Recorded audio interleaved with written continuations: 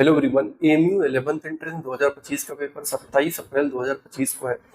आज के इस वीडियो में बात करने वाले हैं कि अभी जो आप लोगों के पास 10 दिन बचा हुआ है, इसमें किस तरीके से प्रिपरेशन करनी चाहिए ताकि अगर आपके मार्क्स आ रहे होंगे 40, 35 तो आप वहां से इंक्रीज करके 55, 60, 65 हो सकते हैं। ओके, तो सबसे पहले ये बात करेंगे कि आपको लास्ट के 10 डेज में किस तरीके से इफेक्टिव स्टडी करनी है और अपने मार्क्स को कैसे और इंक्रीज करना है।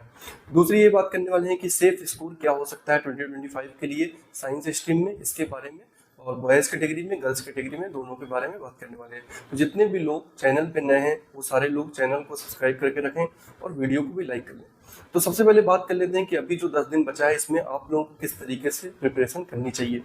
तो आई थिंक सारे लोगों ने अपना पूरा सिलेबस सही तरीके से पढ़ लिया होगा और अब उनका रिवीजन चल रहा होगा। ठीक है, तो सबसे ज़्यादा जो शिकायत रहती है बच्चों की, वो शिकायत ये रहती है कि जब भी वो एग्जाम हॉल के बाहर निकलते हैं तो ज़्यादातर बच्चे यही कहते हैं कि उन्होंने पूरा पेपर अटेम्प्ट नहीं कर पाया, टाइम नहीं मिल पाया। तो अगर आप इससे बचना चाहते हैं और आप एग्जाम हॉल के बाहर निकल करके ये वाली शिकायत नहीं करना चाहते, तो इसके लिए सबसे पहले काम ये करना होगा कि अभी जितने भी दिन बचे हैं उसमें एटलीस्ट आपको 2 आवर्स के अंदर एक पेपर जरूर करना है,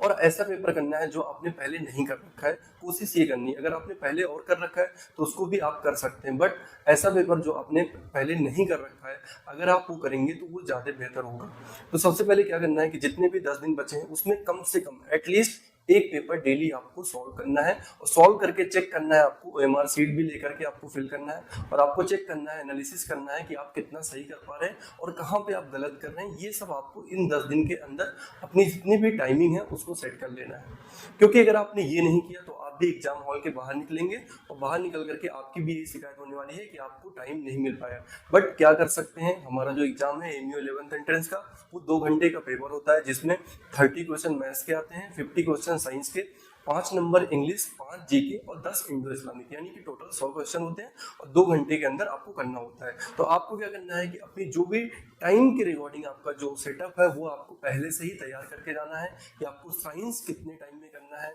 मैथ्स को कितना टाइम देना है, जीके, इंडो इस्लामिक और इंग्लिश को कितना टाइम देना है, ये पहले से सेट करके जाना है। क्योंकि अगर वहाँ पे आप डिसाइड करने लगेंगे तो फिर क्या होगा कि आपसे बहुत सारे ऐसे क्वेश्चन होंगे जो आपके आते भी होंगे और आप नहीं कर पाएंगे। क्योंकि ये जो एंट्रेंस एग्जाम है ये सिर्फ इस बात का नहीं है कि आपको कितना आता है, बट ये जो एंट्रेंस एग्जाम है वो इस बात का है कि आप उस स्पेसिफिक टाइम में आप पूरा पेपर अटेम्प्ट कर पा रहे हैं कि नहीं।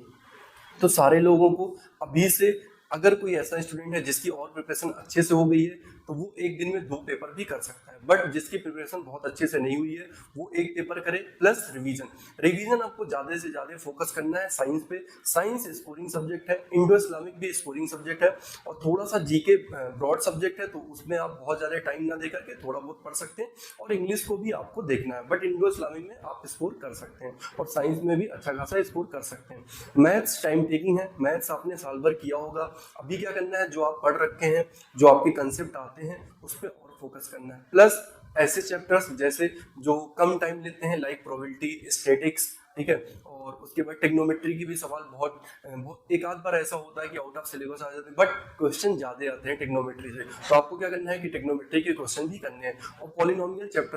चैप्टर पे भी आपको फोकस करना है। अर्थमेटिक्स से सवाल बहुत ज़्यादा टफ नहीं आते हैं एपी से, तो आप उसको भी कर सकते हैं। तो मैथ्स का क्या करना है कि आपको पूरा ओवरऑल आपको पता रहना चाहिए कि टॉपिक्स क्या हैं, और आपने जितना भी पढ़ा हुआ है उसको थोड़ा सा रिवाइज करके, और जो आपको ये पेपर है वो आपको पेपर करते रहना है और एनालिसिस करते रहना है कहाँ पे आप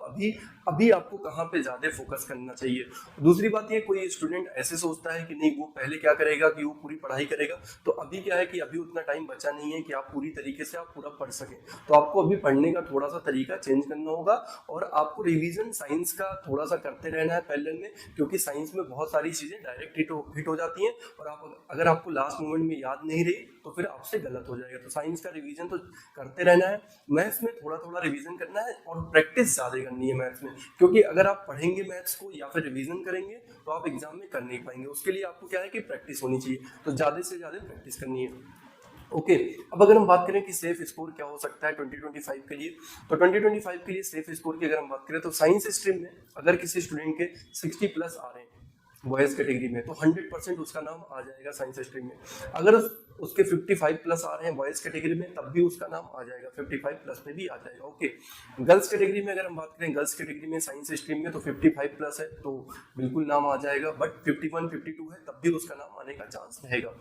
उसके बाद अगर आपने सेल्फ फाइनेंस भी यस किया हुआ है, ऑप्टेड फॉर एसएफएस यस किया हुआ है, तो आप ये मान सकते हैं कि जितना भी रेगुलर का कट ऑफ जा रहा है उससे कम 5 से 7 नंबर एसएफएस की कम कट ऑफ जाएगी। ओके, तो वहां पे भी आपको चांस बन सकता है। वहीं पे अगर हम बात करें अब ह्यूमैनिटीज एंड कॉमर्स की, तो ह्यूमैनिटीज एंड कॉमर्स की अगर हम बात करें तो बॉयज कैटेगरी में हम लोग मान सकते हैं कि अगर किसी के 55 प्लस आ रहे हैं तो बिल्कुल सेफ जोन में बॉयज कैटेगरी में, और गर्ल्स कैटेगरी में अगर 50 प्लस है तो वो बिल्कुल सेफ कैटेगरी में है, सेफ जोन में है। ओके, अब अगर हम बात करें डिप्लोमा इंजीनियरिंग के लिए, तो डिप्लोमा इंजीनियरिंग की अगर हम बात करें तो डिप्लोमा इंजीनियरिंग का क्या हुआ है कि अभी फॉर्म जो है वो अलग से फिल होने लगा, सेपरेट फॉर्म फिल होने लगा और सेपरेट फीस भी उसकी पे होती है। तो बहुत सारे लोग ऐसे हैं जो पहले साइंस स्ट्रीम का फिल करते थे, उसी के साथ उनका डिप्लोमा भी हो जाता है, बट ऐसा नहीं है, अब सारे लोगों को डिप्लोमा के लिए अलग फॉर्म फिल करना होता है। तो बहुत कम लोग हैं अब जो डिप्लोमा इंजीनियरिंग का फॉर्म भरते हैं। तो ऐसे में क्या है कि कट ऑफ लास्ट ईयर भी बहुत कम गई थी और इस बार भी चांस है कि कट ऑफ बहुत कम जाएगी। तो आई थिंक अगर किसी स्टूडेंट के 30-35 प्लस आ रहे हैं तो बिल्कुल उसका डिप्लोमा इंजीनियरिंग में पूरा चांस रहेगा। ओके, और जैसे ही आपका पेपर हो जाएगा उसके बाद पेपर की एनालिसिस वीडियो और कितना एक्सपेक्टेड कट ऑफ होगा और पेपर की आंसर की पूरा आपको इसी चैनल पे मिल जाएगा। ओके, तो सारे लोग चैनल को सब्सक्राइब करके रखें और वीडियो को भी लाइक कर लें। Okay, thank you.